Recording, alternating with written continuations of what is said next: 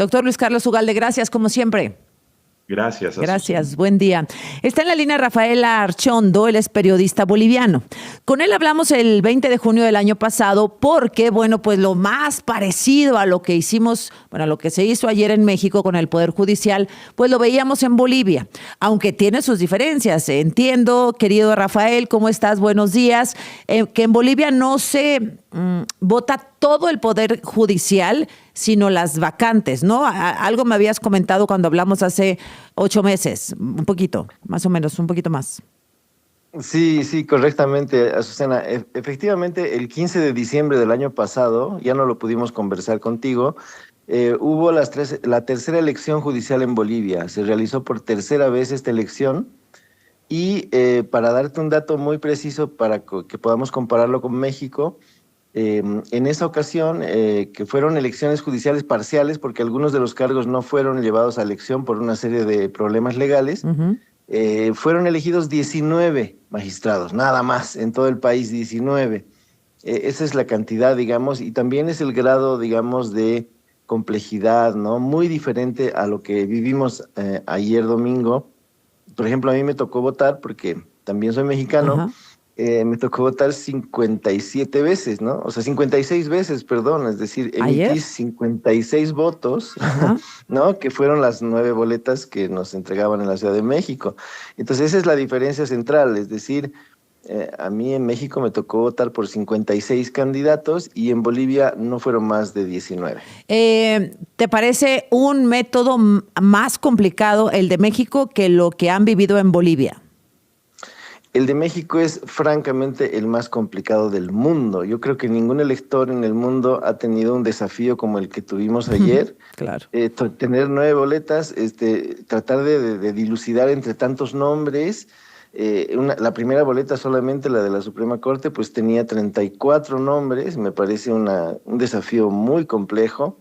Yo creo que el principal problema de esta elección es que la complejidad prácticamente le ha quitado su carácter democrático, porque cuando uno no sabe por quién votar, cuando no están claras las opciones, pues no está siendo soberano, no está ejerciendo realmente un derecho, sino que está tratando, digamos, de moverse en una especie de lotería donde a ver qué sale, qué no sale. Y bueno, los acordeones son elocuentes, ¿no? En Bolivia también hubo acordeones, déjame decirte, ¿Ah, Susana. sí? En la última elección hubo un acordeón poderoso que fue el acordeón de la oposición a Evo Morales, es decir, la oposición contraria al MAS. Y por primera vez, después de 2 elecciones donde ganó el voto nulo, por primera vez ganó el voto válido. El 64%, si no me equivoco, de los votos fueron válidos por primera vez, pero fueron todos en función de candidatos de la oposición. Ah, le dieron la vuelta.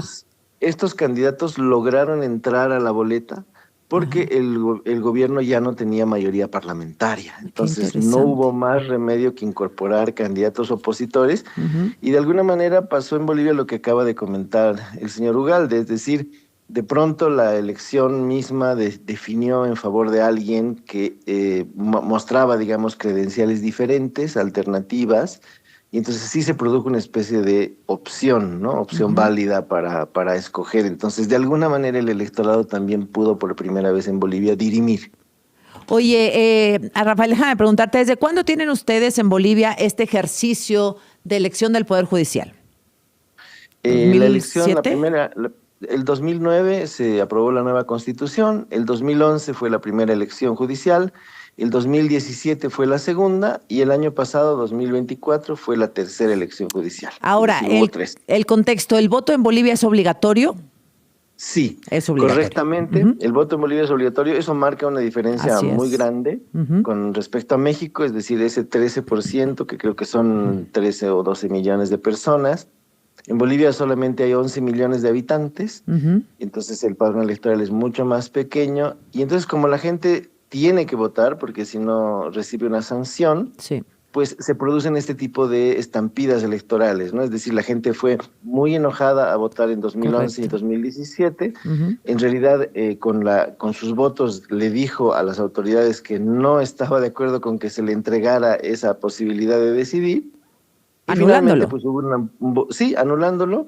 Y en el tercer momento, pues hubo un voto protesta en contra del gobierno, ¿no? Es decir, Lo que estamos viendo aquí, efectivamente, y eso puede servir para México, es que lo que pasa con las elecciones judiciales es que se electoraliza el Poder Judicial.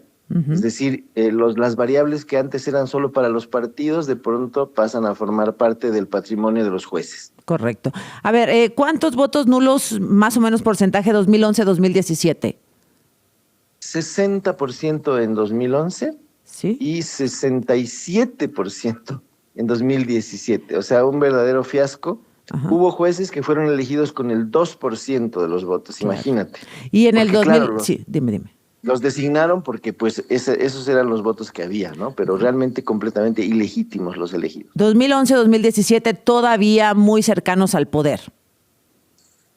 Sí, porque el Congreso es el que hace la preselección. El Congreso decide quiénes van en la boleta. Y todavía estaba a favor del presidente. En esos 2 años, 2/3 de votos del Congreso eran del gobierno y entonces todos los candidatos eran del gobierno, ¿no? Lo que Pero cambió en el 2024. Exacto, en 2024. Bueno, ¿me das el resumen del 2024 ahora que que regresemos, por favor? Si eres tan amable. Sí, claro que sí. Bueno, nos alcanza el corte. Rafael Archondo, periodista mexicano allá en Bolivia. Regresamos. Noticias con Azucena Uresti. Las 7:46, gracias al compañero periodista Rafael Archondo, que nos está contando similitudes y diferencias, digamos, de lo que vivimos ayer en la jornada electoral del Poder Judicial con lo que se ha vivido en Bolivia. A ver, las dos primeras diferencias, Rafael, es que me dices, allá el voto es obligatorio. Entonces, lo que hace la gente es ir a votar, pues porque si no lo sancionan y se manifiestan en contra de esta elección anulando su votación. 60% de votos anulados en 2011, 67% de votos anulados en el 2017. La otra diferencia es que no se pone, no se renueva todo el Poder Judicial en la misma elección. Por ejemplo, en la más reciente, la de diciembre, se pusieron a votación 19 magistraturas. Correcto. Ajá. Y Sí, ahí me contabas que pasó algo. Sí, la diferencia central en este último aspecto, Azucena, es que solamente se elige la cúpula de los 4 principales tribunales. Es decir, no como en México, que ahora hemos elegido casi a todos los jueces, ¿no? El hecho de que haya sido parcial la elección del 2024 fue porque en algunos distritos no había suficientes candidatos a Azucena, es decir, no se cumplía ni la paridad ni la cantidad suficiente, cosa que también ha sucedido en algunos lugares en México. Pero es decir, en México así se fue, ¿eh? Sí, en algunos lugares tenía solo un candidato, por ejemplo, ¿no? Me mostraba alguien una boleta ¿Sí? que donde solo, por ejemplo, para la especialidad de trabajo solo había uno, ¿no? Así Entonces, es. o ganaba, no había otra alternativa, es. ¿no? Entonces, la falta de candidatos se ha vuelto aguda, crítica en Bolivia, porque claro, ¿cómo crees tú que alguien va a participar de una elección donde gana el voto nulo? Es decir, ha quedado tan desprestigiada la reforma judicial que ni siquiera la gente quiere, o sea, los abogados quieren ser candidatos porque se presta a una manipulación, a un manoseo partidario, al hecho de que te estén acusando de formar parte de uno o de otro partido. Entonces, la situación, digamos, todos los vicios de la política partidaria pasan al Poder Judicial de inmediato.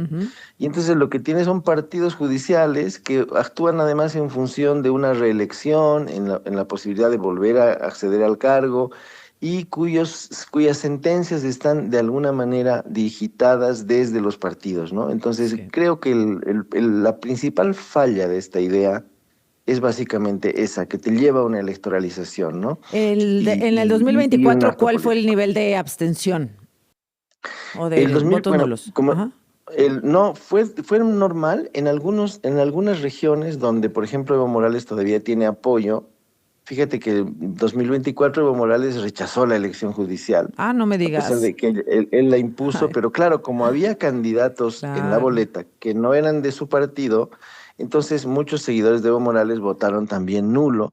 Y entonces hubo, por ejemplo, en el departamento de Cochabamba, que sería un estado, ¿no?, que está en el centro de la República, una mitad de votos nulos. Es decir, ahí sí el voto nulo, digamos, alcanzó al 50%, ¿no? Y entonces Evo Morales, el promotor de la reforma, ahora que ya no le conviene, porque ya le puso mano a la oposición y ya no tiene las 2/3 partes del Congreso, ya no la quiere.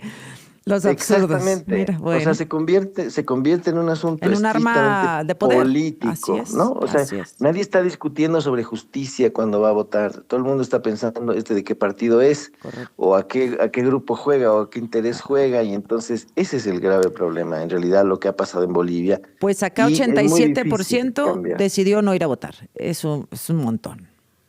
Es la mayoría abrumadora, Ujú, ¿no? así es. Entonces, bueno, y fíjate que en Bolivia un elemento central es que es muy difícil cambiar cambiar la reforma, es decir, está en la Constitución. Ujú. Para que esto deje de ser efectivo, a pesar de que la gente no está de acuerdo con ello, pues tienes que modificar sí. la Constitución, ¿no? Y Así entonces es. eso resulta difícil, ¿no? Entonces tienes que vivir con este problema. Reconstruir las instituciones cuesta décadas, décadas.